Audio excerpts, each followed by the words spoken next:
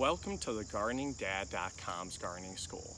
My name is Paul, and in this course, I'm going to teach you how to prune fruits, vegetables, and herbs no matter where you live. Not only that, but I'm going to teach you the benefits of pruning and when you should not prune. In addition, check out the GardeningDad.com and type in where you live and the plant you want to prune, and you will receive step-by-step instructions in addition to this video. So let's begin. There are 3 different times of year that you are going to prune your vegetables, your fruits, your herbs, even your flowers. And this is regardless where you live. The first time is going to be early season. So obviously right now it's summer, I'm not going to have a demonstration, but early season is the first time you're going to prune. I recommend pruning your plant 1 week after you transplant it from a tiny peat pot when you have very small seedlings to a larger pot. So the first time I recommend it is when you are transplanting that plant, whether it's vegetables, fruits, herbs, or even flowers, into a new pot. Very simply, all you're going to do is you're going to take your pruners like I have right here, take 1 inch off the top of that plant right down to where the stem meets the leaves. You are going to do this on 2 to 3 of the branches of that plant. If you only have 3-4 branches, I recommend only doing this on 1 or 2. But this is a great way to promote growth, and we're going to talk about the benefits later, but a very simple way and one of the best ways to prune is that early season pruning. After you transplant it, I usually give it about a week, and then I'm going to take 1 inch off the top right down to where the leaves meet the stem, and do this to 2 to 3 branches, again depending on how many branches are there. The second time that you are going to prune your vegetables, your herbs, your fruits, your flowers is going to be about 3 weeks after they start growing and having those flowers in your garden. So it could be in your garden, it could be in your pot, there's a lot of different spots it could be, but again, I recommend once it starts growing those flowers, and again, usually that happens 3 weeks after you plant, it just really depends. You're gonna go ahead, and I recommend taking about 1/3 of those flowers off. So pruning about 1/3 of those flowers. If you do that, it's going to promote more flower growth, more plant growth, and this is going to give you a better harvest throughout the year. So a very simple way to prune and promote growth that many people don't know about, again, is pruning those flowers as soon as you see them right off your plants. And again, this typically happens 3 weeks after you plant them, but it really is going to depend on where you live. And then the third time that I recommend pruning is late season. So late season, I recommend pruning several different spots. If you have any dead leaves, if you have any dead vegetables or fruit, if you have any suckers, those little stems that shoot off and doesn't seem to have anything on them, or even if you have certain vegetables or plants that are growing that are late season growers, if you notice some unripe vegetables, fruit on those plants, you can prune them right away, and that will also promote growth.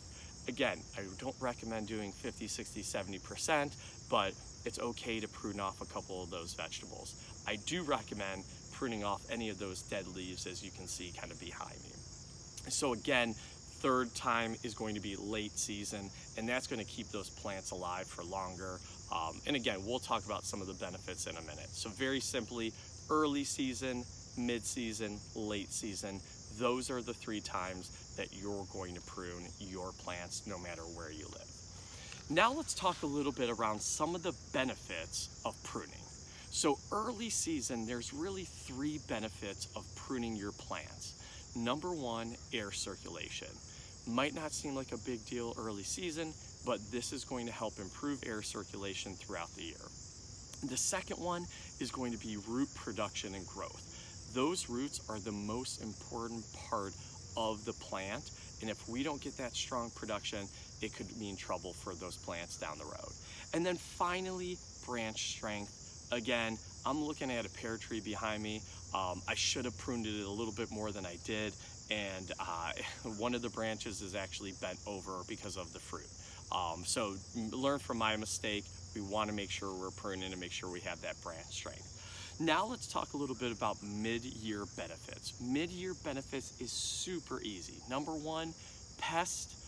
This is going to help eliminate pests. When you keep your garden, when you keep your plants clean, less of a chance pests are going to take over. Number two, disease. Same type of deal. If you remove those dead diseases or dead leaves, you're going to see there will be minimal disease on your plants. And then finally, three, like I just alluded to, you're going to want to prune branches that look like they're going to be heavy with fruit, vegetables, whatever it may be. So again, that's going to promote branch strength, and your trees or your plants or your vegetables aren't going to get too heavy. And then finally, let's talk about end of the year pruning. Really, again, three main benefits. It's going to remove the disease or those leaves and branches that aren't going to provide any type of benefit. Number two, depending on the type of year you're having or where you live and how close the frost is, that will also help speed up the ripening of your vegetables or whatever type of fruit that you're growing on there. So pruning is a great way to ripen it up. And then finally, it adds some beautiful color. So again, by speeding up the ripening, you're going to notice a lot fuller color on those plants. So again, no matter whether you're doing an early, mid, or late year, it's going to benefit your plant. And again, disclaimer, you want to make sure you're not pruning any more than a third of those plants, or else it could stunt or even kill that plant, which we don't want. And then finally, let's talk a little bit about when you don't want to prune your vegetables, your herbs, your flowers, your fruit trees. And very simply, you don't want to prune them when they're 1 month or less old. So if they're 1 month or less old, I recommend don't pruning it. They're not strong enough to take the stress that's going to be provided when you prune them. Not only that, I recommend not pruning them in the heat of the day. So if it's the heat of the day and it's extreme weather, whether it's hot or cold, I would hold off. The best time to prune is in the morning, in the evening. Even better if you know you're going to have a cooler night or there's going to be rain. That's always a benefit. So extreme weather, you're not going to want to prune in. And then finally, if you have a lot of ripe fruit, a lot of ripe vegetables on your plants, again, I recommend not pruning. That's only going to speed up the ripening. It could hurt the plants. They've already grown enough vegetables, fruit for the harvest. You're not going to want to go ahead and do that. So again, those are 3 times I recommend not pruning. So again, in this course, we talked about when you shouldn't prune, the benefits of pruning, and the 3 times a year that I do recommend pruning. And again, this doesn't matter where you live. You can practice this anywhere in the world. So I appreciate you checking out this video. Please check out thegardeningdad.com. Don't forget, you can search any type of plant you're growing in any location, and it will give you step-by-step instructions along with this video. Please like, subscribe, and share. Thank you so much, and happy gardening.